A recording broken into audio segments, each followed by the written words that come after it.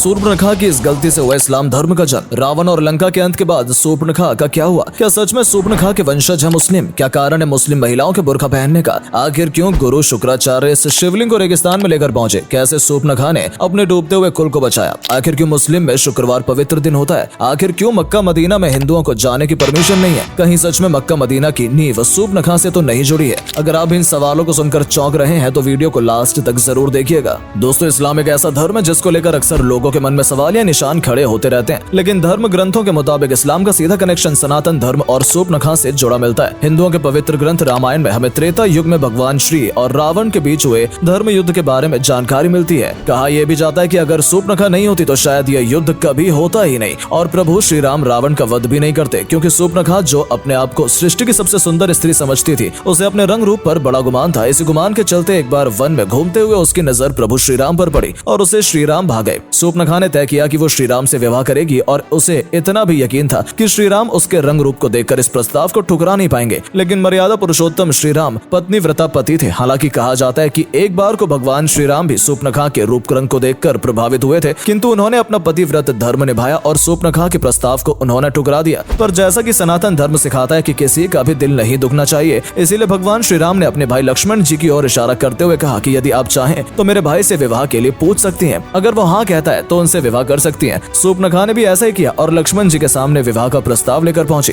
किंतु भैया और भाभी की सेवा में लीन लक्ष्मण जी ने सूर्पनखा को खाली हाथ ही रवाना कर दिया। इससे क्रोधित होकर सूर्पनखा ने श्री राम के सामने अभद्र भाषा में माता सीता की बुराई करना और उन्हें भला बुरा कहना शुरू कर दिया। साथ ही श्री राम को ये कहकर धमकाने लगी कि यदि आपने मुझसे विवाह नहीं किया तो मैं इसे यानी माता सीता को मार डालूंगी। जिसके बाद सूर्पनखा माता सीता के करीब पहुंचती है, लेकिन इससे पहले कि वो माता सीता को हाथ लगाती, लक्ष्मण उसकी नाक काट देते हैं, जिससे सूर्पनखा आग बबूला हो जाती है और बदले में आग में झुलसते हुए अपने भाई रावण के पास पहुंचती है। यहाँ रावण भी अपनी बहन की हालत देखकर गुस्से से लाल हो जाता है और अपनी शक्तियों के घमंड में माता सीता का अपहरण कर श्री राम को चुनौती देता है। किंतु पूरी अधर्मी लंका में मंदोदरी और विभीषण ही ऐसे व्यक्ति थे जो धर्म की राह पर चलते थे। इसीलिए जब भगवान श्री राम लंका में रावण का वध करने पहुंचे तो विभीषण ने उनकी मदद की और रावण के पूरे कुल का नाश हो गया। लेकिन सभी राक्षसों में से सूर्पनखा अभी भी जिंदा थी, उसका वध नहीं किया गया। अपने सभी भाइयों और पूरे कुल को मृत देख सूर्पनखा का गुस्सा सातवें आसमान पर पहुंच गया। वो बुरी तरह घबरा गई कि अब उनके वंश का क्या होगा। अपने वंश की चिंता लिए सूर्पनखा राक्षसों के गुरु शुक्राचार्य के पास पहुंची और उनसे विनती की कि मेरे कुल को बचा लीजिए। सूर्पनखा की चिंता अब शुक्राचार्य की चिंता बन गई, क्योंकि वो भी राक्षसों के कुल को जिंदा रखना चाहते थे। इसीलिए उन्होंने सूर्पनखा को अपनी कुटिया दी और खुद भगवान शिव की कठोर तपस्या में लीन हो गए। गुरु शुक्राचार्य की तपस्या से प्रसन्न होकर भगवान शिव प्रकट हुए, किंतु उन्होंने असुरों के अमर होने के वरदान की जगह शुक्राचार्य को एक शिवलिंग दी। साथ ही कहा कि यदि इस शिवलिंग पर वैष्णव यानी विष्णु का कोई अवतार या भगवान विष्णु का कोई सच्चा भक्त गंगा जल चढ़ा देगा, उसी दिन राक्षसों के कुल का नाश हो जाएगा। भगवान शिव की इन बातों को सुनकर गुरु शुक्राचार्य बड़े चिंतित हुए और शिवलिंग को एक रेगिस्तान के बीचों बीच स्थापित कर दिया। साथ ही उसकी देखरेख का जिम्मा सूर्पनखा को सौंपा। लेकिन सूर्पनखा बहुत अच्छे से जानती थी कि वो जिंदगी भर इस शिवलिंग की देखरेख नहीं कर पाएगी और गलती से भी कोई हिंदू यहाँ पहुंच गया और भगवान विष्णु का भक्त हुआ और उसने इस पर गंगा जल चढ़ा दिया तो ये शिवलिंग और राक्षसों का कुल हमेशा हमेशा के लिए खत्म हो जाएगा। इसलिए सूर्पनखा ने अपने वंशज को आगे बढ़ाने के लिए कई बच्चों को जन्म दिया जो आज राक्षस कुल की परंपरा का पालन कर रहे हैं। चलिए अब आपको इस शिवलिंग, सूर्पनखा और गुरु शुक्राचार्य का मुस्लिम से कनेक्शन बताते हैं, लेकिन ये कनेक्शन जानने से पहले वीडियो को लाइक और पेज को फॉलो जरूर कर लीजिएगा। दोस्तों, दुनिया भर में ऐसी एक या दो नहीं बल्कि कई खबरें और रिपोर्ट्स हैं जो दावा करती हैं कि मक्का मदीना के नीचे एक शिवलिंग है। बता दें कि यहाँ उसी शिवलिंग का जिक्र किया जाता है जिसे गुरु शुक्राचार्य ने हिंदुओं से दूर रखने के लिए रेगिस्तान के बीचों बीच स्थापित किया था। यानी कि सऊदी अरब में मक्का मदीना की स्थापना गुरु शुक्राचार्य द्वारा ही की गई थी। हम जानते हैं कि आप सभी इस कहानी पर विश्वास नहीं कर पा रहे होंगे, लेकिन जब आप